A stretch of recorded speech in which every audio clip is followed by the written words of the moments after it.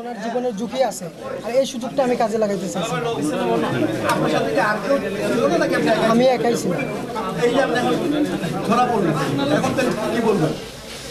আমি তো একাই ছিলাম, জাস্ট এটা সত্যটা যেটা সত্য এটাই। আমি তো আর অন্য কাউকে আন্তর্জাতিক দোষারোপ করতে পারি। মানে তুমি কি শুধু টাকার জন্য এই কাজটা? জি, আমি এই টাকার জন্য এই কাজটা করি। বুঝতে পারছেন এবার? তো আপনারা জেনে থাকেন যে বিগত 28 তারিখের দিকে আমাদের যে মাননীয় সংসদ সদস্য ব্যারিস্টার সাইদুল হক সুমন সাহেব, ওনাকে একটা মেসেজ দিয়েছিল যে আমাদের ওসি চুনারুঘাটের মাধ্যমে, যে আমি একটা তথ্য দিতে চাচ্ছি, যে তথ্যটা অত্যন্ত গুরুত্বপূর্ণ আমাদের সংসদ সদস্যের জন্য। তো আমাদের ওসি সাহেবকে সে বলতে চাচ্ছিল না, সে বলল যে আমি সরাসরি ওনাকেই বলবো। তো যেহেতু সে বলতে চাচ্ছিল না এবং একটা থ্রেটের বিষয়ে বলবে, সেই প্রেক্ষাপটে আমাদের ওসি সরাসরি সংসদ সদস্যর কাছে গিয়েছিলেন। তো ওনাকে জিনিসটা বলার পরে উনি হোয়াটসঅ্যাপের মাধ্যমে তার সাথে কথা বলিয়ে দেয়। তো আমাদের মাননীয় সংসদ সদস্য ওনার পরিচয় জানতে চায়, বাট সে পরিচয় বলেনি, পরিচয় দিতেও চায়নি। তো আমরা যেটা ইনভেস্টিগেশনে, প্রাথমিক ইনভেস্টিগেশনে যেটা পেয়েছি, সে মূলত আসলে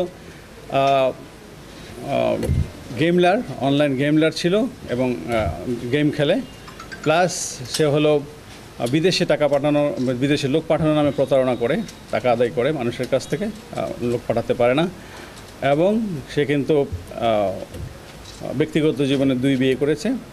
তো তার মূলত টার্গেট ছিল যে সে সবসময় ডার্ক ওয়েবসাইটে গিয়ে একটি লিঙ্ক পায়, সেটা হলো হিটম্যান ওয়েব যে লিঙ্ক, সেই লিঙ্কে সে একটা গল্প দেখে। সেই গল্পতে ছিল যে এক ইন্ডিয়ান এক বড় ব্যবসায়ী ছিল, সেই এক প্রতারক ওই ব্যবসায়ীকে বলেছিল যে আপনার একটি গুরুত্বপূর্ণ তথ্য আছে, যে আপনাকে মারার জন্য কিছু লোক রেডি আছে, তো আপনি যদি আমাকে কিছু টাকা পয়সা দেন তাহলে আমি সেই তথ্যগুলো বলে দিব।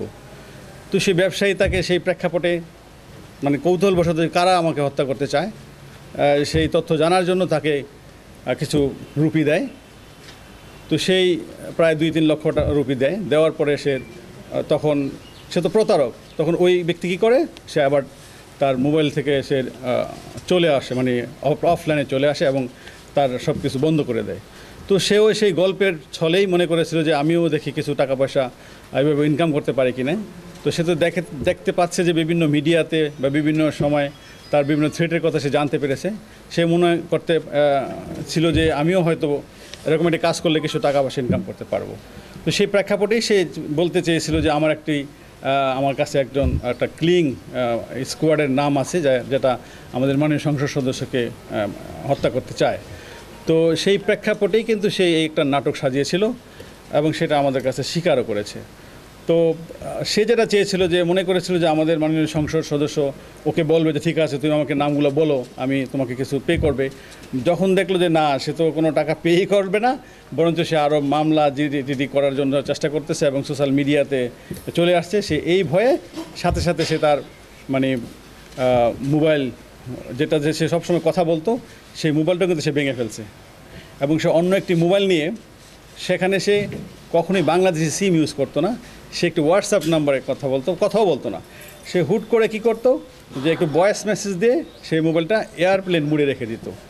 তো তাকে আমরা যখনই আমাদের ওসি মাননীয় সংসদ সদস্যকে তথ্যটি দিয়েছিল, সে কিন্তু সাথে সাথে জিডি করেছিল এবং আমরা সেই জিডির প্রেক্ষাপটেই কিন্তু ওই দিন রাতেই আমরা তার যে ফ্রেন্ড ছিল তাকে অ্যারেস্ট করে ফেলি। তো ভাগ্য কত ভালো দেখেন, যে আমরা যাকে অ্যারেস্ট করি সে লোকে কিন্তু তার কাছে প্রতারিত হয়েছে। সে তাকে 1,80,000 টাকা দিয়েছিল, বাট পরে জানলাম 1,30,000 টাকা দিয়েছে, 2,30,000 টাকা দিয়েছে। বাট সে যখন তার কাছে টাকাটা নেয় ওই ব্যক্তির কাছ থেকে, তো ওই ব্যক্তি তাকে বিশ্বাস করতে পারতেছিল না। তো বললো আমি আপনাকে কীভাবে টাকা দিব, আপনি যদি না পাঠান বিদেশ। তখন সে বিরক্ত হয়ে তার যে পার্সোনাল পাসপোর্ট, সে পাসপোর্ট দিয়ে বলছে ঠিক আছে আপনার পাসপোর্টটাই রাখেন, কারণ তার টাকার প্রয়োজন ছিল প্রচুর। সে পাসপোর্ট দিয়ে তার কাছে টাকাটা নিয়ে নেয়। তো আমরা তাকে যে তার বন্ধু, তাকে মূলত ধরি তাকে ধরার জন্যই।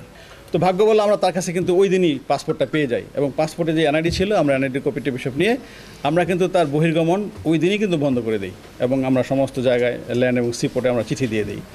যার প্রেক্ষাপটে পরে আমরা তাকে ধরার জন্য বিভিন্ন জায়গায় অভিযান চালাই। আমরা প্রথমে জানতে পারি সে আমাদের সেই তথ্য প্রযুক্তির মাধ্যমে যে সে চিটাগাঙে ছিল, আমরা চিটাগাং টিম পাঠাই। পরে দেখে আবার সে ঢাকায় টিম পাঠাই। আমরা একসাথে 3টা টিম পাঠিয়েছিলাম। তো সে এতই চালাক যে সে একবার হোয়াটসঅ্যাপে ভয়েস দেওয়ার পরে আর তাকে খুঁজে পাওয়া যায় না, এক সময় তাকে এক জায়গায় দেখি। পরে তার মোবাইলে আমরা কিছু বিকাশ করার পরও সে তো অনলাইন গেমলার ছিল, সে গেমলার তার একটা অ্যাকাউন্ট ছিল। সে কী করতো, ওই যে টাকাটা আমরা পাঠাতাম সে ওই অ্যাকাউন্টসে যোগ করে ফেলতো, এবং অনলাইনে যে অটোমেটিক্যালি তার কাছ থেকে বিভিন্ন জায়গায় বিকাশের মাধ্যমে তার অ্যাকাউন্টসে টাকাটা আউট হতো। তো তাকে ট্রেসিং করা অনেক টাফ ছিল। তো যাই হোক, আমরা আমাদের সিটিটিসির সহায়তা নেই, এবং সিটিটিসির সহায়তায় আমরা তাকে সর্বশেষ আমরা সিলেট মেট্রোপলিটন এলাকা থেকে গ্রেপ্তার করতে সক্ষম হই। তো এই ছিল আমাদের আভিযানিক ফলাফল। আপনারা সবাই আমাদের সাথে ছিলেন, আপনারা আপডেট নিয়েছেন, এবং আমার কাছ থেকে এই ঘটনার পরে অনেকে এসেছেন যে কোনো কিছু আছে কিনা। আমি কিন্তু আপনাদেরকে বলেছিলাম যে আমরা অনেকটা সাফল্যের কাছাকাছি চলে এসেছি, এবং আপনারা অচিরে একটা ভালো সংবাদ পাবেন, এবং আমার বিশ্বাস যে আপনারা আমার সেই কথাটা বাস্তবায়িত হয়েছে এবং পেয়েছেন। তো সিলেট মেট্রোপলিটন এলাকা থেকে গতকাল গ্রেফতার করা হয়েছে। সময়টা রাতে, জি বিকালের দিকে আর কি, তাকে একটা হোটেল থেকে ধরা হয়েছে।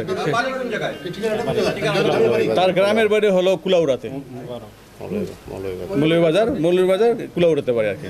আমরা আপনাকে প্রেস রিলিজ দিয়ে দিব, তার সমস্ত ডিটেলস এখানে আছে। হ্যাঁ ইয়েস, আরেকটি জিনিস আপনাদেরকে বলি, তার বিরুদ্ধে 2013 সালে রাজনগরে 2023 সালে একটি মামলা হয়েছে, এবং সে ওই মামলা অ্যারেস্ট হয়েছিল, সেটাও প্রতারণার মামলা।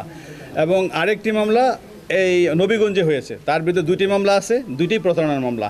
অর্থাৎ সে কিন্তু প্রতারণা করেই তার জীবন চালিত করে। এবং আরেকটি জিনিস হলো, সে ওমানে গিয়েছিল, বিদেশ থেকে এসে বিভিন্ন জনের কাছ থেকে টাকা পয়সা নিয়ে বিদেশ পাঠাবে বলে সে যখন আরেকটা প্রতারকের কাছে পড়েছিল, তার কাছে সেই প্রতারক আবার কিছু টাকা পয়সা নিয়ে চলে গিয়েছিল। যার প্রেক্ষাপটে সে একসময় ইন্ডিয়াতেও পালিয়ে গিয়েছিল। ইন্ডিয়াতে সে 1 বছর থাকার পরে আবার দেশে এসে আবার সে মনে করেন এই প্রতারণার কাজে ব্যস্ত হয়ে গেছে। শুনি না, তারপরও আমরা মানে সেটা প্রতারণার মিশনে সে একাই তাকে না, সে কিন্তু আমাদেরকে হেল্প করেছে তাকে ধরার ক্ষেত্রে। হ্যাঁ, সে ভুক্তভোগী, সে নিজেও ভুক্তভোগী। আমরা তার বিরুদ্ধে মামলা নিচ্ছি, এবং আমরা তাকে রিমান্ডে আনবো। রিমান্ডে আনার পরে আরও যদি কিছু থাকে, আমরা জিনিসটা কিন্তু খুব সিনসিয়ারলি নিয়েছি। সেটাই আমরা কিন্তু অনেক মানে তার যে কথাবার্তা আমরা তো বুঝতেছি যে কোন অ্যাঙ্গেলে কীভাবে বলতেছে। একটা কিলিং স্কোয়াড কিন্তু অন্যরকম জিনিস, সেটা কিন্তু আমরা বুঝি। তারপরে আমরা কিন্তু কোনো কিছুই মানে আমরা করতেছি না, হালকাভাবে নিচ্ছি না। আমরা গভীরভাবে তদন্ত করব, এবং তাকে আবার রিমান্ডে নিয়ে আসবো। আরও কিছু তথ্য আমরা যদি জানতে পারি আপনাদেরকে জানাবো।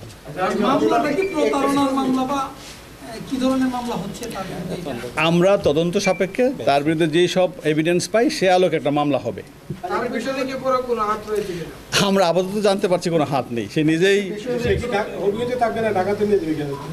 না। তার তো আমাদের এখন তার বিরুদ্ধে 2টা মামলা অলরেডি আছে। তাকে আপাতত আমরা আমাদের যে নবীগঞ্জে একটা মামলা আছে, ওই মামলা থেকে অ্যারেস্ট করব, এবং তার বিরুদ্ধে আমাদের চুনারুঘাটে একটা মামলা হবে, সেই মামলায় তাকে আমরা প্রভৃতি।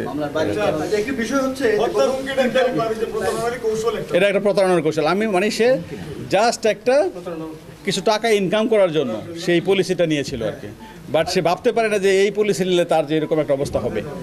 একটা বিষয় হচ্ছে, গত 3 তারিখে আপনারা গার্মেন্ট দিয়েছেন নিরাপত্তার জন্য। এই ঘটনাটা যেহেতু মানে এখন উদ্ঘাটিত হয়েছে, এবং এটি যেহেতু প্রতারণা, এই ক্ষেত্রে তার নিরাপত্তার বিষয়টি আমাদের বহাল থাকবে কিনা আমরা আপাতত রাখছি।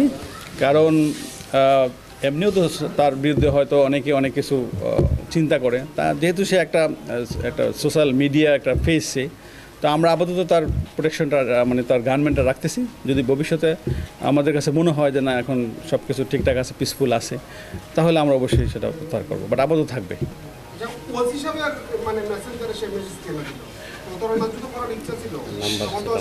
সে আমি বলি সে এমপি মহোদয়ের নাম্বার প্লাস তার পার্সোনাল যে সহকারী তার নাম্বার তার কাছে ছিল না।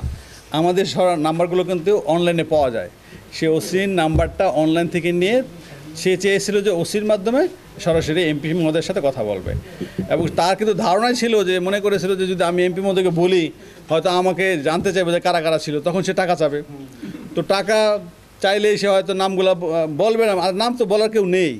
তো সে চেয়েছিল যে কিছু টাকা ইনকাম করা, এবং টাকা যখন পাবে তখন হয়তো সে ওই নাম্বারটাই ব্লক করে দিত, নাম্বারটা ইউজ করতো না, জাস্ট একটা প্রতারণার একটা ফাঁদ পেতেছিল আর কি।